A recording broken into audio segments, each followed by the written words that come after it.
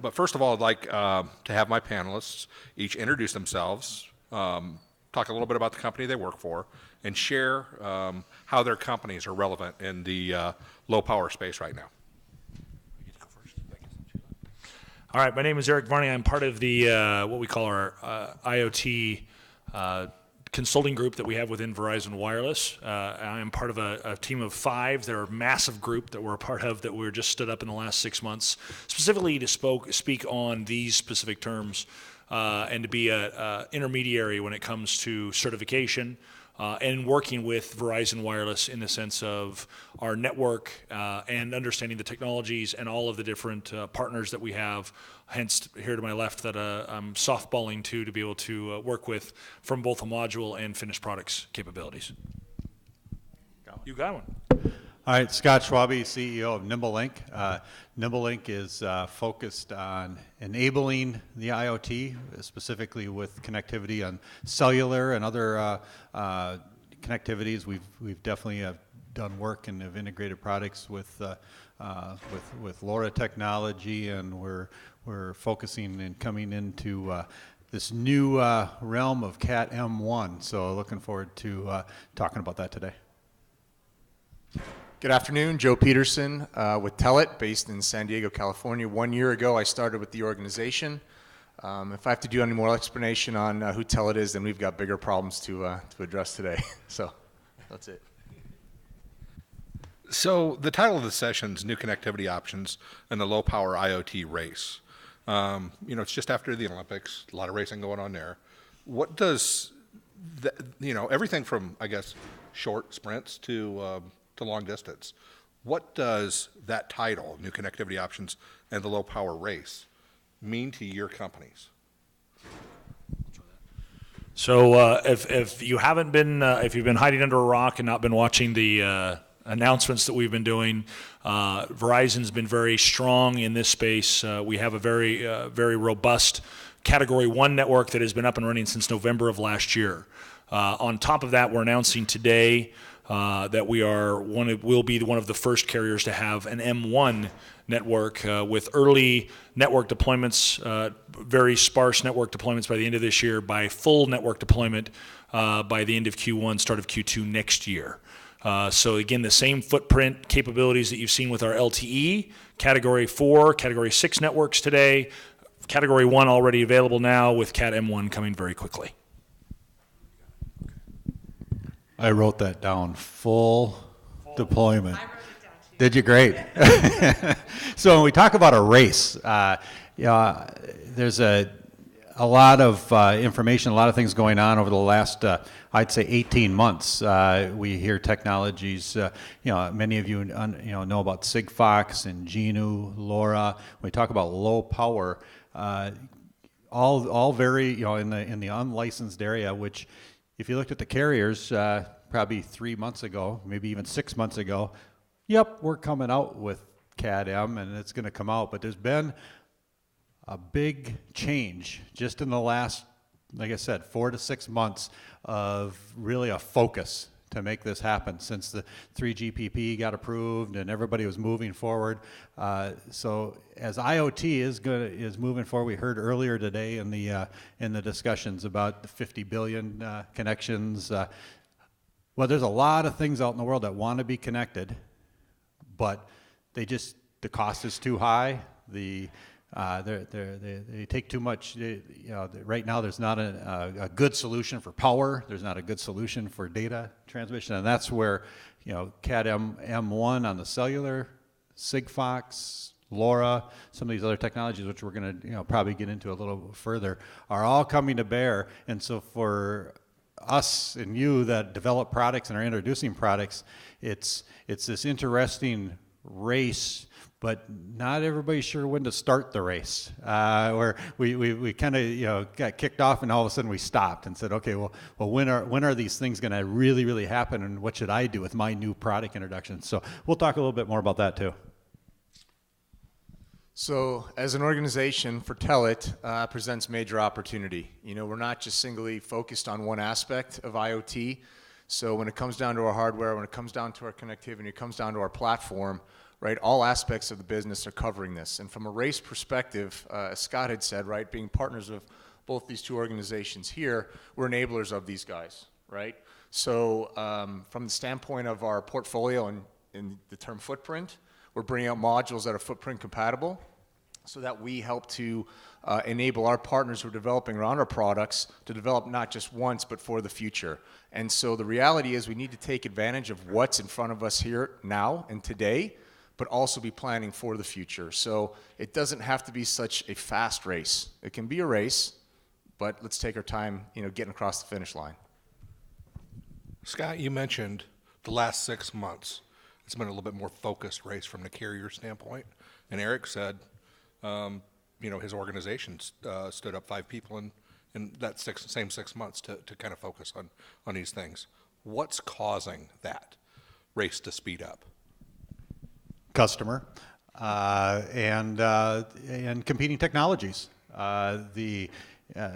Anybody that's living in this space that is at it on a day-to-day basis has seen companies like Sigfox has just raised a lot of money to roll out a network to be a low-power network. You're seeing the LoRaWAN Alliance, which is very strong and it's growing. And so it's two things. It's competition and it's actually customers that are really driving this because, as I mentioned earlier, getting to a low power and the right cost point is going to open a bunch of new markets that really aren't available today. And then the other thing is the 2G networks that are being shut down. There needs to be a replacement for those also. So that's another reason that the race has kind of picked up a little bit. That's a good point, and I want to make sure. So one thing that Verizon's taking a very strong leadership role on is to ensure that you understand where we're going and what we're doing when it comes to those technologies. As Scott alluded to just a second ago, there's been some of our competitors in this space that have done a very inconsequential job, hasn't done a great job of keeping the customer and keeping you and your end customers appraised of network technology changes. That's going to happen. We just got to make sure that we're going to keep everybody as appraised as possible as soon as possible. That's why we're spending the money that we are in excess of $6 billion alone this year just to get Category 1, Category 6 for LTE, as well as Cat M1 available for you to make those changes. Because again, we know you're in a bad place. We want to make sure that you're going to be able to make technology decisions that are going to last you 10 plus years when you deploy for technology out there today. So the first question I got when I walked actually into the Telit conference today was from a customer. And he said, do I do Cat 1 now, or do I wait a little bit for M1? Historically the race has been, from the carrier standpoint, been for speed, right? Let's get faster. This one's not about speed. The race may be to acquire customers and acquire a lot of endpoints. What do you tell somebody like that? Do you hit pause? Do you write a purchase order? What do you do, Erik? That's a good point. So it really comes down to, and that's a great question. That's the number one question we get. The biggest thing that we want to make sure of is that we're matching the technology capabilities because there are distinctive changes. There are distinctive needs. There are distinctive capabilities within each of the technologies. Good example is in Category 1 is VoLTE capability. If you need voice in your solution, then we want to keep you in Cat 1, and we want you to be implementing it right now. There's no reason to stop there. We've got great partners. We've got great modules that support that today. Go. There's nothing to do. There's no reason to wait. Now, if you're talking about lower power, lower throughput needs, then that's where some of these things like M1 come in, and you want to start looking at those. But again, the key thing is understanding that consultative approach that myself and my team are responsible for within Verizon to ensure that we're saying, okay, these are the capabilities of the technology. Let me help you understand where these pieces are going and how they're complementary and how we can make sure we're doing it. Because again, there are a lot of factors that play into that question that we want to make sure that to do that. And there's, again, great partnerships that we've built with NimbeLink and others that make it very easy to go now. You can actually do proof of concepting today and get something out there to show to your investors and to show to your superiors and people that you have to make that play for, and that can, at least you can do a proof of concept on the technology and get something out the door today, and then say, oh, well, that does help us to move down that path, so you can actually start making purchasing decisions down the road. Yeah, completely agree with your comments, Erik. I think one of the biggest things that needs to be realized is that there's a huge ecosystem out there, and everybody has to be on the same page. If a module supplier is advanced in developing their modules, it doesn't mean anything if the network's not there.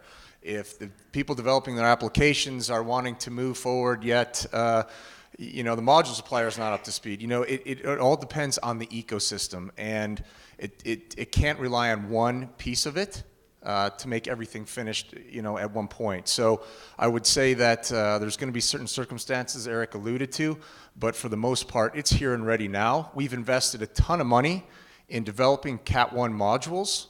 We're going to continue to support those modules. It's something you should get into the market now, and you advance your application as time goes on, as the networks and applications are able to satisfy things in the market much more beyond maybe what the existing application is today. Scott, what questions do you internally look at when making decisions on, the technology that you're going to deploy for a particular solution, and how do you manage, multiple products, SKU management, inventory controls, things like that? Sure. As Erik mentioned, it really comes down to the application. When you're deploying something, not only do you have to look at the actual cost of the hardware, we have to look at the ongoing cost of the products. And this is where products, other short range, the other thing our category is new connectivity options. But there's a lot of good, solid connectivity options out there today for wireless connectivity back to a gateway. So if Zigbee and Bluetooth, Wi-Fi are all very viable options if depend on where you are in the marketplace. So when we're looking at, we're zeroing in on what is the application, how is it going to get deployed, what are the ongoing costs going to be. If you're going to deploy something where that has 1,000 end nodes within a 2-block area, you should seriously look at some sort of a wireless star network coming back to a cellular backhaul gateway. If you're going to deploy 1,000 units and they're going to be in all 50 states, and there's only going to be one in each city, then we look at cellular. So I've got you take a criteria and just kind of look through each one of those. And then, from a management of the SKUs, is there a way to actually build out some sort of a platform or work with somebody that has at least a level of connectivity through modularity, so you can build up printed circuit board, you can build up the base product and then make decisions at the end, postponement type model. So we definitely do that in our case, and that's one of the reasons we came out with the Skywires. So it's more of a module type play. So if somebody figures if they want to be 2G or 3G or Cat 3 or Cat 4 or Cat M, depending on where they wanted what that product could be, you can make the same similar product. You could say that all those other new technology choices are being rapidly adopted overseas by carriers, but the U.S. market is a little bit different. Why has the U.S. been slower to adopt things that historically were campus-wide, like LoRa, that have been extended out there to nationwide networks? Why haven't they invested in Sigfox and deployed Sigfox the way that carriers have overseas? What are some of the decision points that get made internally at the carrier that you guys are hearing of why they're sticking close to one technology as opposed to hedging their bets across multiple? That's a great question. I mean, the interesting thing about that question is really, I think it comes down to spectrum allocation and availability, right? And what technologies there's certain capabilities of all the technologies. If you all remember Ricochet back in the day, I still drive around my hometown and see the little radio sticking off the light poles in certain places. Great concept, great technology, very bad implementation, right? Where you had a grid type service. Hey, we'll hang them off of light poles. We just need to have power. We'll make this work. But it had the one key thing, which was, we need to make sure that we have to deploy enough base stations. As soon as you hit a certain point of saturation, everything fell apart. Very similar, I feel, in some of those technologies that you have that are starting to come up. Again, they all have their place. They all fit very well. Technologies that work great in Britain, that's great that you've got a phenomenal technology that works in a place that's got the geography the same size as the state of Utah. But when you start talking about a wide open RF challenged area that you are in the great United States of America that we're a part of, very large geographic areas and very diverse RF technologies. In working, taking something that works over open spectrum and then turning on a microwave oven and knocking it off the air, well, that's a problem. Being able to have, I feel that there's some great complementary technologies, and I think that's where LowRan and a lot of these technologies that are out there, LoRa that are out there, have some very specific use cases that we're embracing already within Verizon, where we're saying, okay, well, we'll have, as we said earlier with NimbeLink, we'll have, okay, you have a single aggregation point, and then you go out from the edge.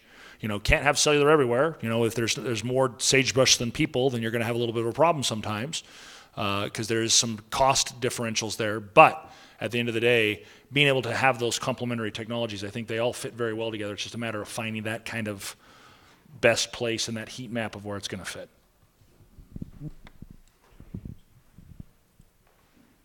So I don't own any shares in Verizon or AT&T, and I'm not a publicly traded company. You look at the dollars. I mean, right now, there's a lot invested in the cellular network, and to take that investment away. So if you go to Korea, I'm sure that when they decided to deploy the LoRa through their network through the Korean telecom, it really probably wasn't that much a risk to their current investment, because they have a monopoly on everything that's going on there already. A lot of competition. So it really comes down to the money to some level, and where they're invested. So as soon as they'd invest in something else and to drive down so that's my cynical look at that, is it's the money. But with that stated, really believe with the fact that we are a very, very large country with lots of space, and there's towers up everywhere, the network's there, that these LTE, Cat 1 and Cat M is a very viable right solution for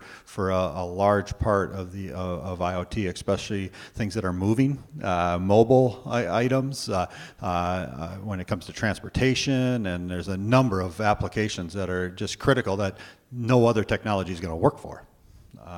And then for the other ones, it's going to, well, maybe we can talk about it the next, but what are the barriers that are going to keep us from going into cellular, like data plans? Yeah, maybe it's a little bit of not invented here as well. I can't see that, Verizon's going to want to give up, or AT&T's going to want to give anything up to anybody coming in and stepping in and, trying to take over their footprint. They've got the aptitude and the wherewithal to continue to innovate and develop beyond where they are today. So, as Telit, we're agnostic. We do develop modules for all networks. So it's not like we're going to turn down an opportunity to build products for other networks that will exist. But for the time being, this is where the footprint is geographically, as we said.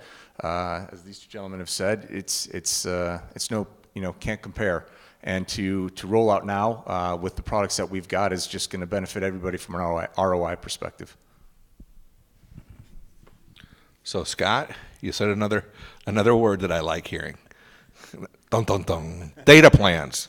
Okay, what's being done there to reduce costs? Because it seems like there's probably a lot of area that can be done to take cost out of the factor. If it's truly cost that's here, I actually ran across a customer that is scratching their head because they trusted their carrier provider, who convinced them that they needed to have a terabyte of data shared across their devices, about 500 or 700 devices, and they're sitting there and they've used about a third of it, and they're almost done with the contract, and it's got an auto renewal to it.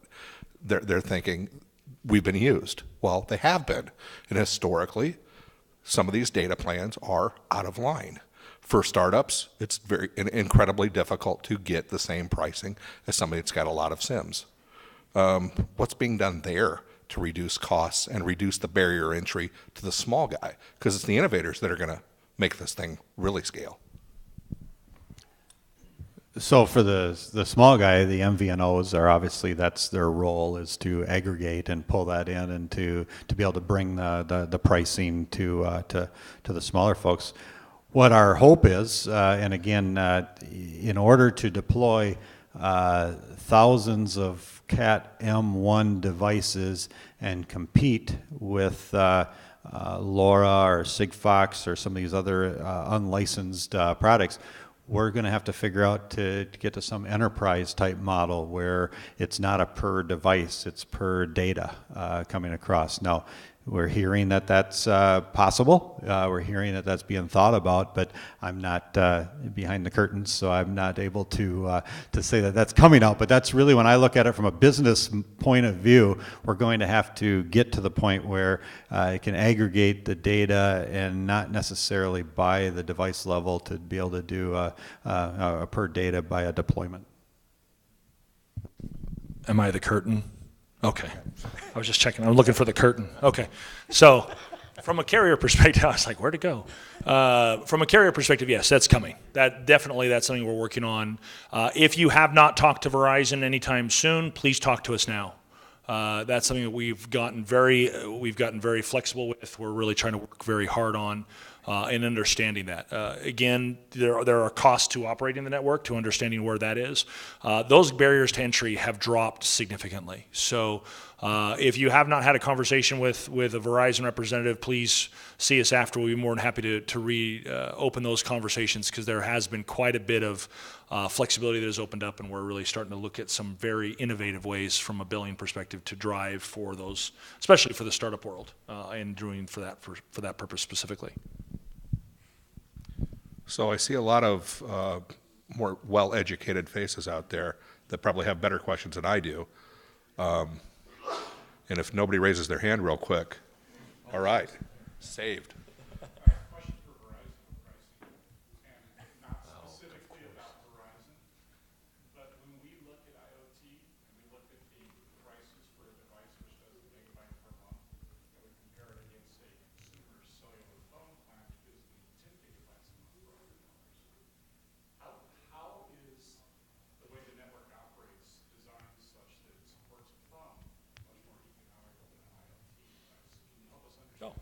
And that's a great question, and that's a phenomenal question. That's the same question that was asked internally within Verizon about 18 months ago, in that same world. Now, again, to look at the complexity of a subsidized, prepaid, some sort of device, right, that you're bringing some scale that's being brought to the table, I have to be really careful, and it's kind of apples and oranges in that sense. But to that same idea, and understanding exactly how Verizon looks at it, yeah, we've challenged a lot of those. So keep in mind that up until, I would say about 6 years ago within Verizon, M2M was mobile to mobile, right? And it was a very large education that had to take place of understanding, hey, IoT is something that's very important, and it's something we need to be paying very close attention to. So we've had to make some major overhauls, not only from a billing platform, but from an offering, as you've heard, again, as we talked about just today, where we talked about our management platform called ThingSpace that has been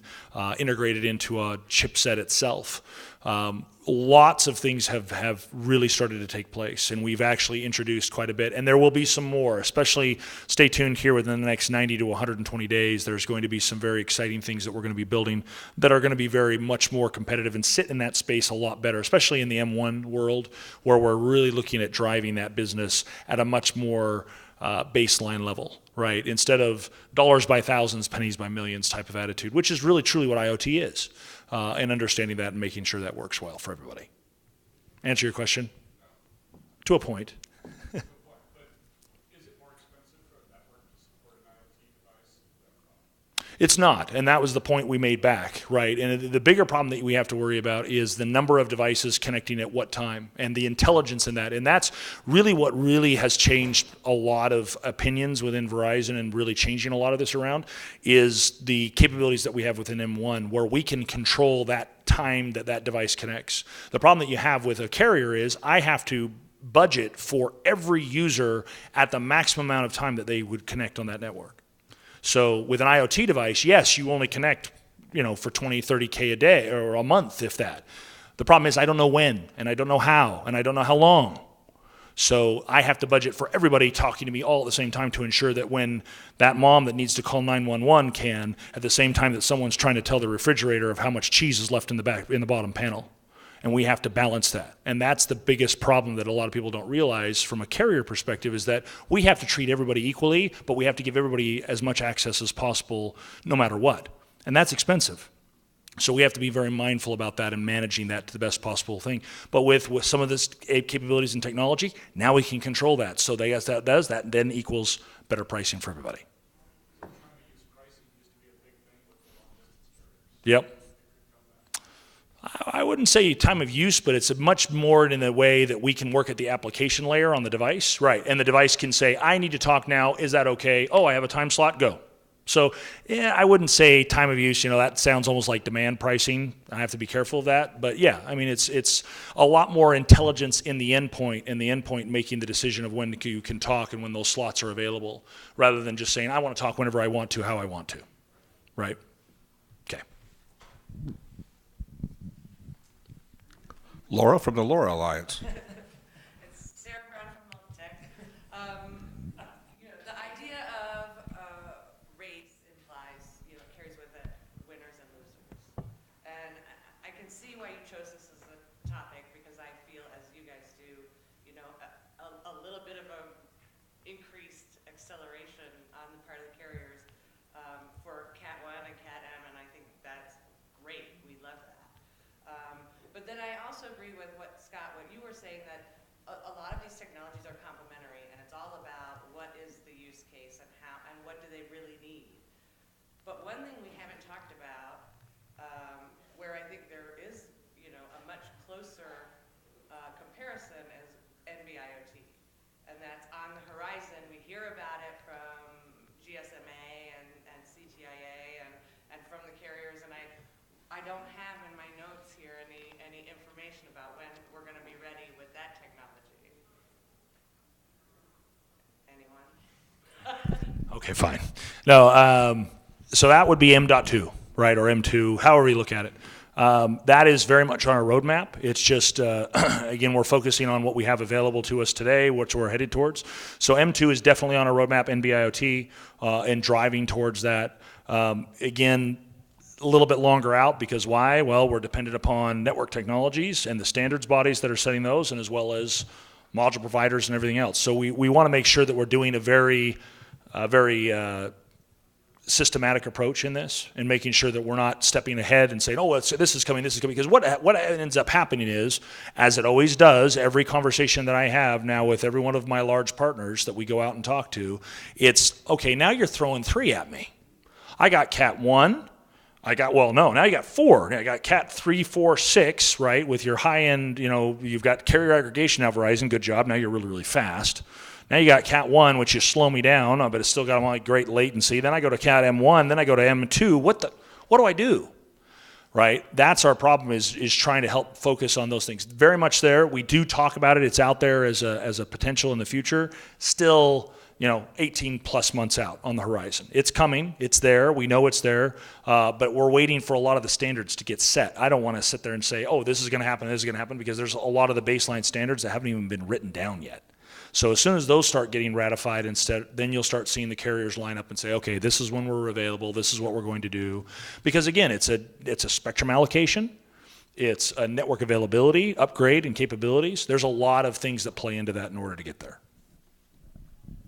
But out US, obviously you heard today that there's an announcement of a module coming out of M2 from Telit for Europe, and I would suspect Asia, and again, that's where you're seeing the biggest deployments for the unlicensed, and so I would think that, and again, I'm very North American focused and zeroed in on Cat M1, so I haven't spent much time looking at that, but there's there's definitely, if you're making some decisions on if you're going to deploy something in Europe, I think you need to really seriously take a look at M2 and compare it as far as the other technologies, because there's pros and cons to all of the technologies, and just really would advise to dig in and grab a Telit person and talk about it, and then grab somebody from Laura and talk about it, and really, take your time. The key to all of this is making sure you spend, as an OEM, that you take some time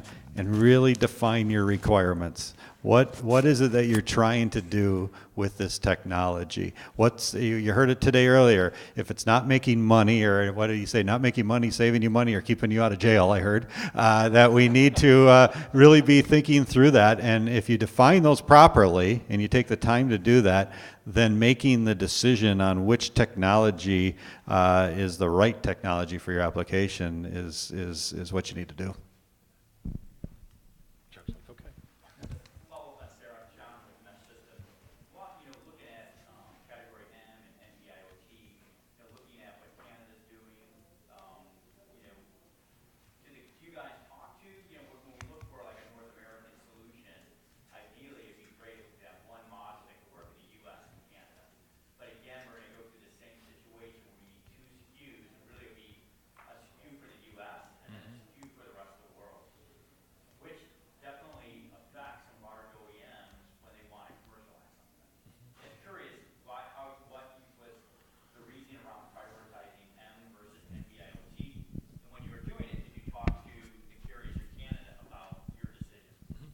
So good point. We love our neighbors on the north.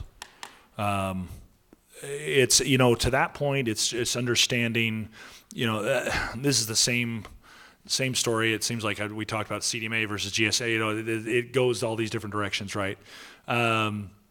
We've had long discussions with all of our carrier partners there and our roaming partners in Canada. We're aiming for that is part of, again, it's part of the LTE release schedule, right? Where they've decided, again, it was, I'm always constantly learning. Again, I didn't even know Europe was doing that until last week. And as I sat in a training session about NB-IoT and them jumping to M2 rather than M1, again, they're having to jump forward in the release schedule in order to get that done. The good thing is that we've already approached all of those carriers and said, hey, we'd love to have a Canadian. So today on our Cat 4, Cat 6 capable networks, you can roam. Right, so you can roll a single SKU LTE because they do have, that becomes more of a band question more than anything, because they run bands, so they do run AWS bands up there in band 4. So we are able to roam on band 4 with them today on category 3, category 4, category 6 networks. We're hoping within the next 6 to 12 months that we will have also category 1 with them. But they have to upgrade their network to release 8. Right, so it's a matter of that catching up to releases, how they're managing their network. And again, everybody's doing differently. Canada's a very different animal, that they have tremendous swaths of geography that they've got to cover as best they can. And there are some huge benefits, especially in NB-IoT, where you can get with very small bits of spectrum, you can get some very large areas of coverage. But there are trade-offs, right? Again, a lot of things people don't realize, and that standard is you go to a fixed-only deployment. So you don't go mobile. As soon as you go mobile, you've got to drop back to some other type of category of network. So that's the other things that people don't realize, is that, yes, there's trade-offs. As was said earlier, it's a lot better to do your homework, get in there and start figuring out those little gotchas at the end, rather than saying, oh, we're going to focus on this because it meets 60%, when that 40% is what trips you up and keeps you from deploying. And those are the ones you want to be careful of. So we got about 5 minutes left.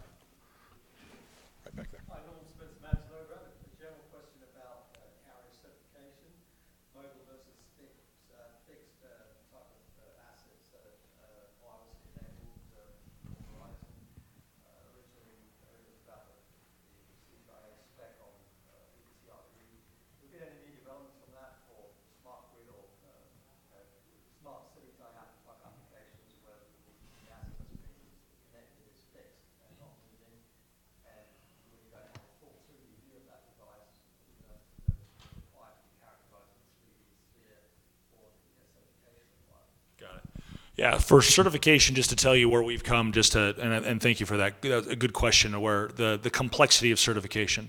Again, as I've mentioned with Scott earlier, easiest world in the way to jump in on Cat 1 is go with a already certified device. No certification necessary. You use NimbeLink, you're done. Right, you're no certification at all. That's why the barrier to entry is so low with them, which is phenomenal. And we love partners like that have done and taken off-the-shelf technology and made it so accessible. That being said, where we had certification in Category 3, 4 that was up in the about 10 different test cases that would cost in upwards of $60,000 to $70,000. And would take 6 to 8 weeks to do. We've now reduced down to about 4 different test cases for less than $15,000.